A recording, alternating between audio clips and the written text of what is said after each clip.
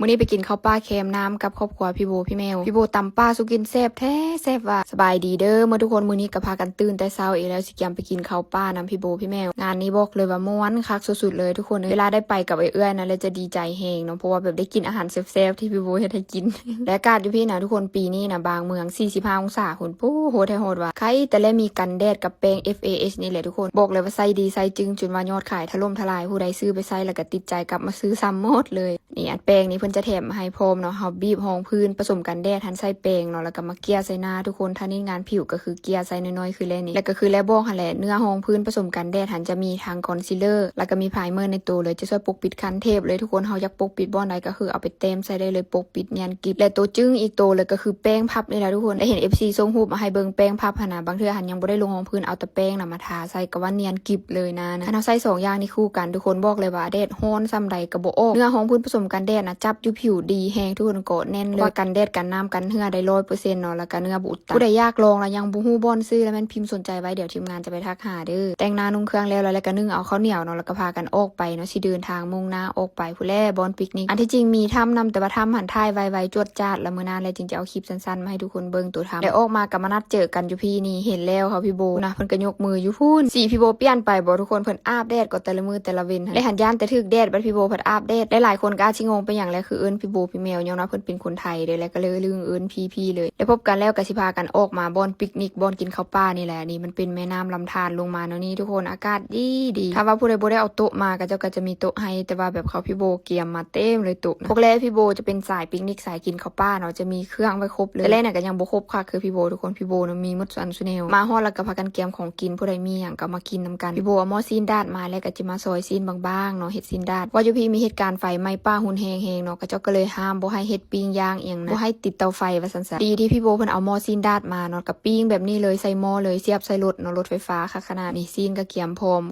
หลายอันหลายแนวของกินนะน้องอาทาเพิ่นก็กัดคำใหญ่ๆไปเลยน้องอาทากินเป็นตาแซ่บคักทุกคนลูกชายพี่โบแล้วพี่โบเพิ่นก็เอาเห็ดเอาหยังมาปิ้งใส่หม้อน้ำบรรยากาศได้ขนาดพุ่นน่ะบัดนี้ก็ตำมักฮุ่งเลยเบิ่งโคกของพี่โบแม่ทุกคนคักขนาดแต่ว่าก็ตำแรกเสยได้แล้วก็ตำมักเผ็ดให้เพิ่นพี่โบตำน่ะแ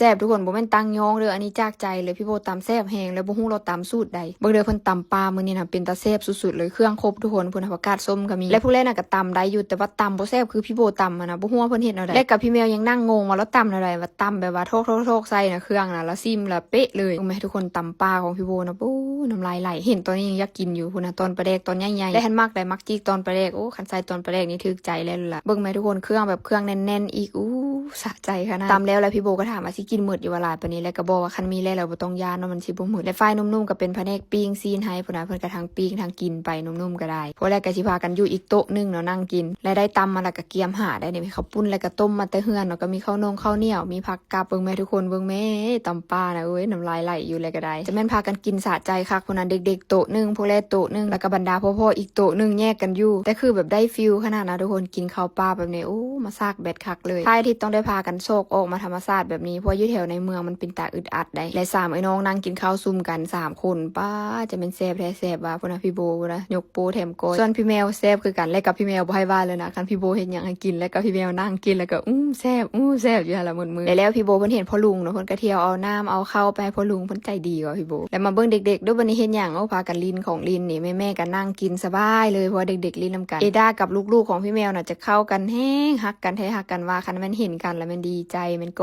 อดกันและนั่งลินไปโดนเติบนั่งกินข้าวไปโดนเติบแล้วมันก็เลงลงมาลมก็พัดโวยบ่ไม่มีแต่พวกแลมานี่เขาจะมาหลายได้ทุกคนมันจะเป็นแบบสายน้ำลำธารลงมานะก็จะก็นั่งเรียบลงมาผัดกับมักอะไรเนาะแนวนี้เพราะว่าได้บรรยากาศสุดๆเด้นั่งไปโดนเติบก็สิพากันตัดมักแตงลายตัดมักโมกินได้บัดนี้ตัดก็สิตัดง่ายๆเลยเอาคนละบิ้งไปเลยแหละว่ามันยากเบิ่งพี่โบเอามาสู่กองทุกคนบิ้งใหญ่กว่าเพิ่นอีกมักโมหั่นพุ่นน่ะมันก็กัดโซบิ้งมักโมแล้วมันใหญ่กว่าคนอาทาคือกันพุ่นน่ะอาทาก็กัดโซบิ้งมักโมหั่นใหญ่กว่าเพิ่นทางนี้พี่เมลกับเด็กๆก็ลุยมักโมพากันแซ่บค่ะไปแล้วก็พากันเก็บเครื่องออกมาเลยได้นี่เนาะบ่ได้อยู่โดนบ่ได้อยู่ค่ำเพราะว่ามันเป็นป่าเด้เฮาบ่อยากออกไปตอนดึกนะทุกคนแต่ออกมาก็เห็นบอลถ่ายรูปวิวงามก็พากันแวะถ่ายรูปแล้วก็สิออกมาเลย